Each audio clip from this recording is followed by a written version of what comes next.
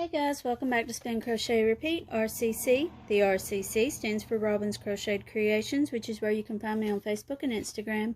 You can also find me at Spin Crochet Repeat, RCC, on Etsy, YouTube, and on Rumble. So today I'm going to be attempting to make a rug for my kitchen from this clothesline and a size N 10mm crochet hook. I began working with this shawlette pattern and decided that the thickness of this yarn, well, it's not really yarn, but the thickness of the line, the clothesline, was not really going to be conducive to having these open holes and standing on it. So just to show you, this is kind of the chart that I had planned on using. I like the way the shawlette looked, and something like this can be kind of versatile, that you could use depending on how big you want it. The rows repeat and things like that. But instead, I'm not going to use that. I'm going to just do simple double crochets, because I believe that a flat with design with more solid stitches close together will probably be easier on the feet. So I did want to go ahead and show though how I did this. So I went ahead and tied a slip knot like normal. I do still want a half circle. That's my goal.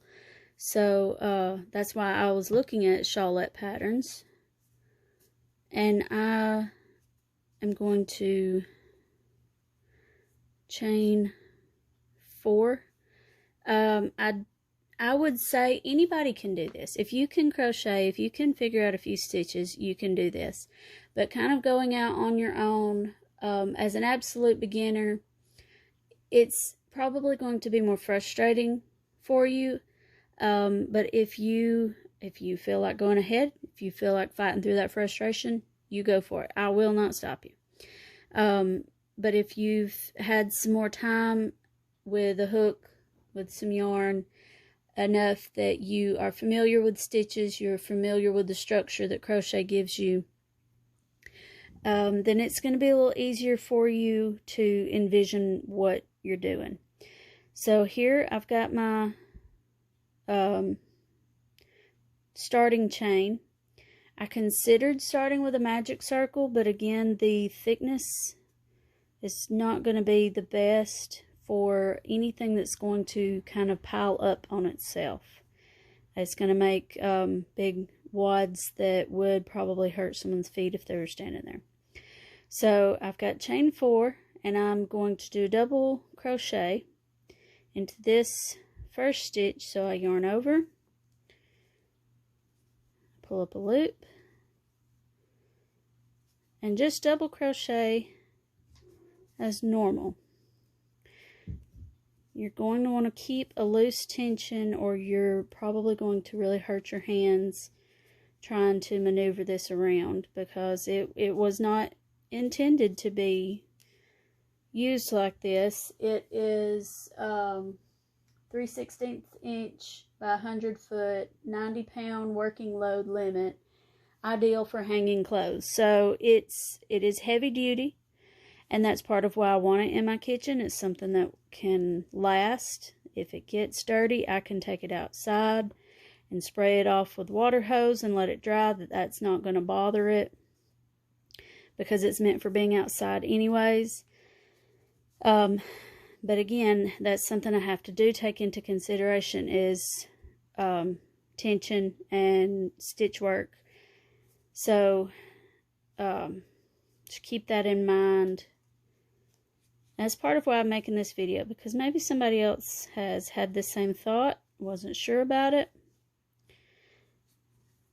and I can share my experience. So here I've got 1, 2, 3, 4, 5 stitches, and I want to make sure I've got a half circle Oops. I'm also going to highly suggest you use a metal crochet hook. I think I got this one at Joann's, but just about any craft store that carries crochet hooks is going to have them of all sizes.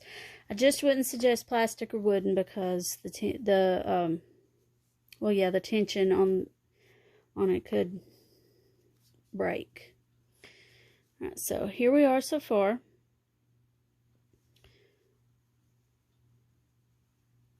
And kind of maneuver this around, and we have new flooring. That's another big reason. It goes all throughout our kitchen and living room, and I thought something very kind of rustic and farmhouse-ish would look good. Okay. 2, 3, 4, 5, 6. I believe I'm going to go for a 7th.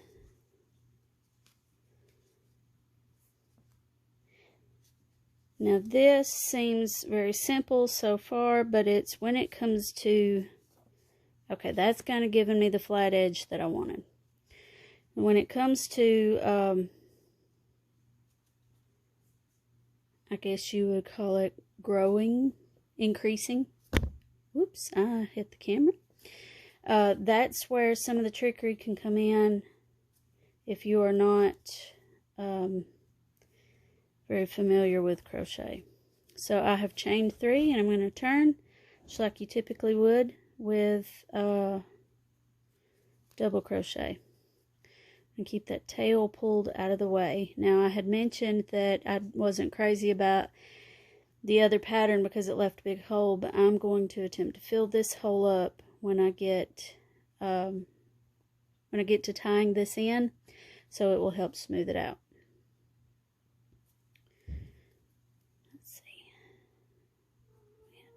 This way. Okay, so I'm going to count this chain 3 as my beginning double crochet. I'm going to yarn over, and I'm going to do another double crochet in this first stitch,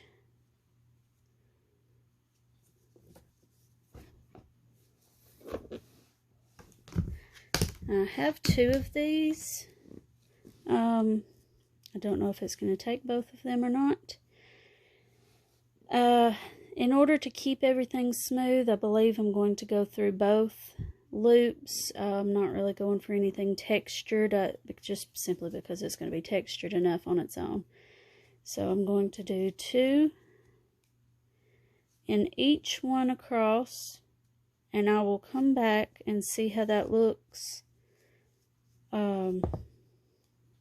And just how it feels wrestling with this.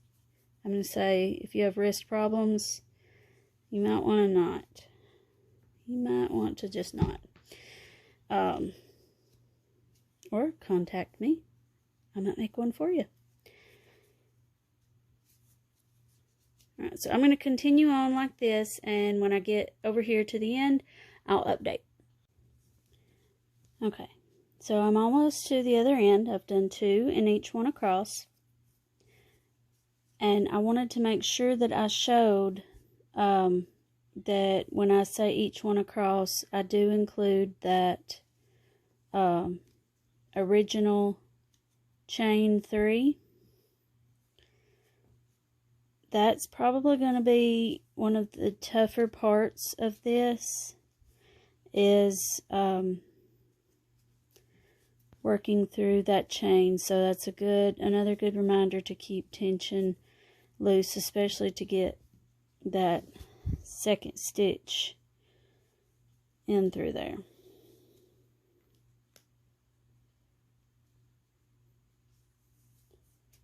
There we go.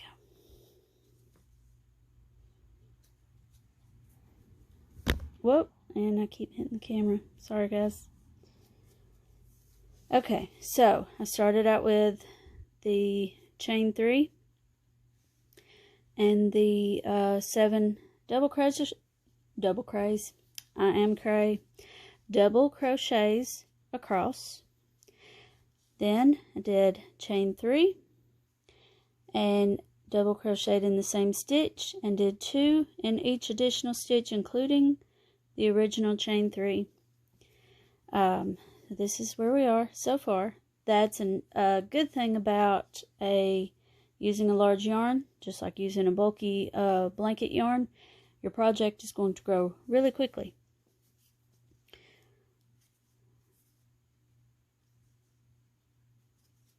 I'm going to chain 3 again. Now on this third row, I'm going to count this as my first double crochet. Double crochet in the same stitch.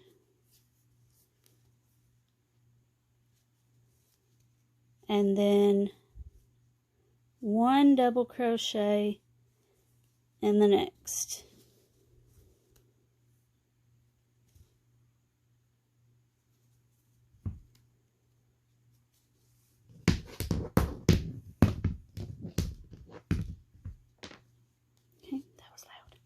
Alright, so there we have 3. Now I'm going to just leave 1 single crochet there. I don't want this to be ruffly. I'm going to do 2 double crochets in the next.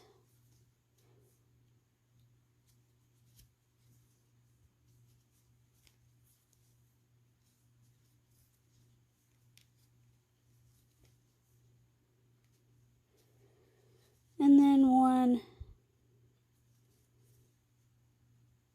in the following. And I apologize that this is going off camera a bit and not the best focused, but this is tougher to work with than I expected. I knew it was going to be tough, but I didn't realize it would be this tough. Alright, so going to continue with 2 double crochets in the next and then 1 following.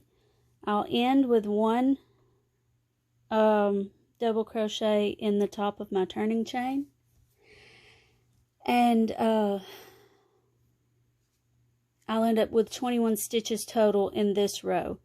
However many you have in your first row, this is kind of standard increasing for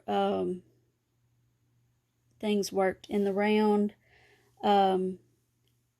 amigurumi, I think I said that wrong. Making toys, we'll put it that way. And making hats, things like that. Is that you have your starting number of stitches and then you would double it on the next row. You're tripling your original number on the second row by doing 2 and then skipping 1. You have sections of 2 here, sections of 3 here. The next one you would have a section of 4, which would be 2 double crochets in 1 and then 1 double crochet in each of the next 2, which is what I'll show next. And that's pretty standard increasing so far as things like this go. That can be a way to help keep up with your stitch count, and where you should be is when you know how many you had in your original and you know what row number you're on, you can multiply your original number of stitches, which here is 7, by the row number, and that's how many stitches you should have. Here, this is my row number 2, so 7 times 2 is 14. I had 14 stitches. Here, well, this is row number 3. 7 times 3 is 21, so I'm going to have 21 stitches total on this row. Again, on the next row it'll be 28, and then 35, and then 42, and on so forth like that. So that's a good formula for helping you to maintain your stitch count, and also a good way of showing your kids that they will use some of what they learn in school in their day-to-day life, especially if they decide to crochet or knit.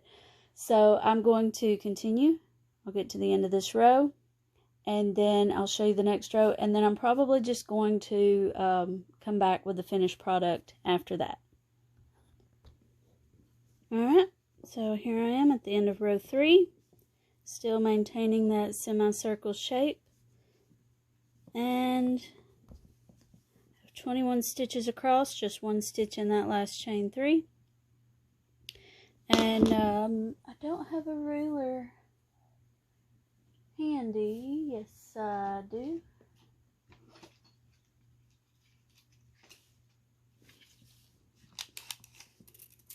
This first row was about 1.5 inches tall. So though we don't really have to worry about a gauge for something like this, when you get one row finished, if you are kind of going for a certain size to know about when to stop, you can measure your first row. And then it should get you pretty close. If you maintain tension throughout, it should help you to get a pretty close estimate on the finished size.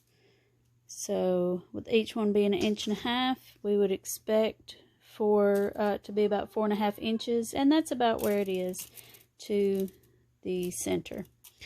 So if I were to do 8 rows, that's going to give me about a foot. Would that be right? Yeah, that's going to put it about there. And depending on what that looks like, that might be about the size that I want. So I'm going to see how far I get with this clothesline. There's 100 foot on there. And I've got a second one just in case. So I'm going to continue increasing like I did before. The chain 3 at the beginning of every row. It counts as your first double crochet at the beginning.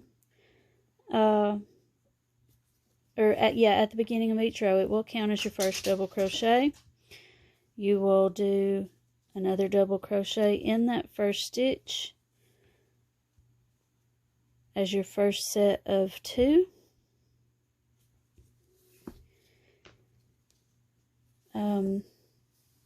As this line comes off, it does get a little bit twisty, which makes it a little bit difficult to work with. So I encourage you to take the time to let it untwist a little bit. Alright, and then for this row, I'm going for sets of 4.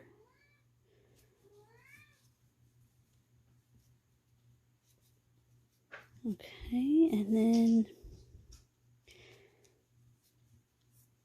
another double crochet in the next stitch. So whereas on row 1 we had the 7 stitches, on row 2 we did 2 in each.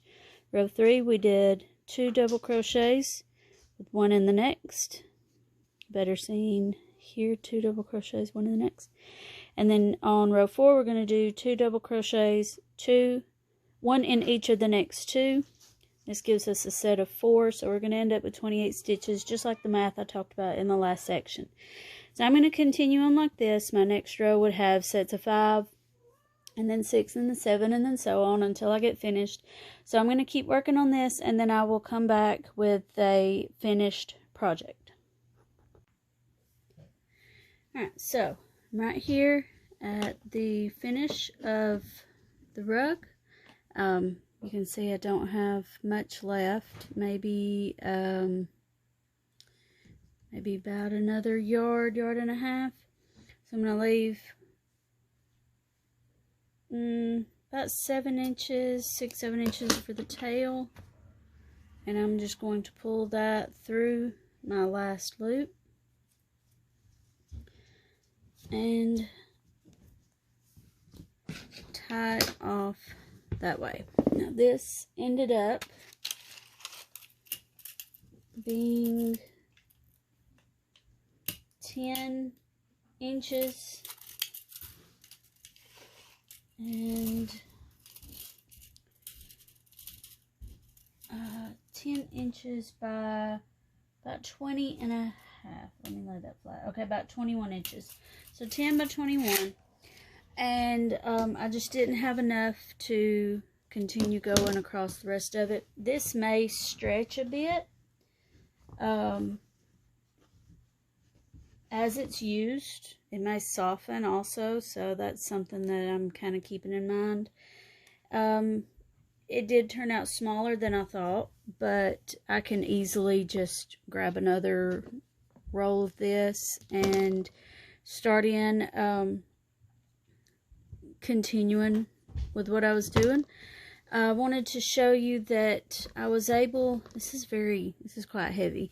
I was able to get 5 full rows with the size N 10mm needle. I was able to get 5 full rows in before having to tie in the second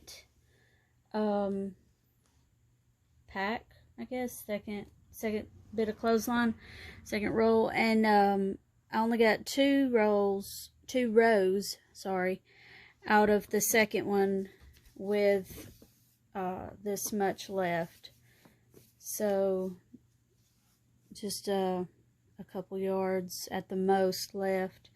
So if you were to try this, keep in mind it's going to take more and more for each row. So if I do add on to this, I'm probably going to have to end up getting 2 more, because the next 2 rows, as it continues to increase, we went 7, 14, 21, 28, 35, 42, 49. So there are 49 stitches in this row. There would be 56 in the next, and then math is hard, 63 in the final.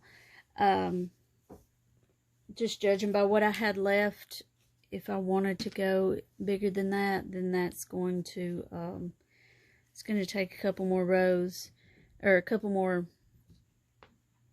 rolls of clothesline. But I am happy with the start of it. If you would like to try this, I'm going to highly encourage you to take breaks, and do not feel ashamed for taking a break. Don't pressure yourself into not taking a break. Thought I would try to weave in these ends while I was talking, because my forearm especially kind of feels like it's been beat. So this is, don't put yourself on a time constraint to get this done, because you don't want to hurt yourself, and that pressure just kind of takes all the fun out of it. So that being said, I'm going to finish up this video and go put this in place next to my kitchen sink after I get these ends woven in. And see, that's what I was talking about, working the beginning tail. I'll wrap that around and kind of weave it up under some of the other threads, and that has a much more finished look, plus it doesn't have that hole there. So I'm going to go weaving this in. I'm going to put it in place and give it a try. And if you would like, you can keep a check on my crochet group on Facebook, Robin's Crocheted Creations. And you can keep a check there, and you'll see whether or not I decided to add to it. Send me a request to join the group, and that'll get you in there. And I would appreciate if you like the content that I have brought thus far. Give me a like and a subscribe on YouTube. Give me a follow there on Rumble, and share it with somebody that you think might enjoy it. share it with somebody that maybe they wouldn't enjoy it and they like to not enjoy things. I'm just kidding about that. But either way, I appreciate you, and I will see you next time.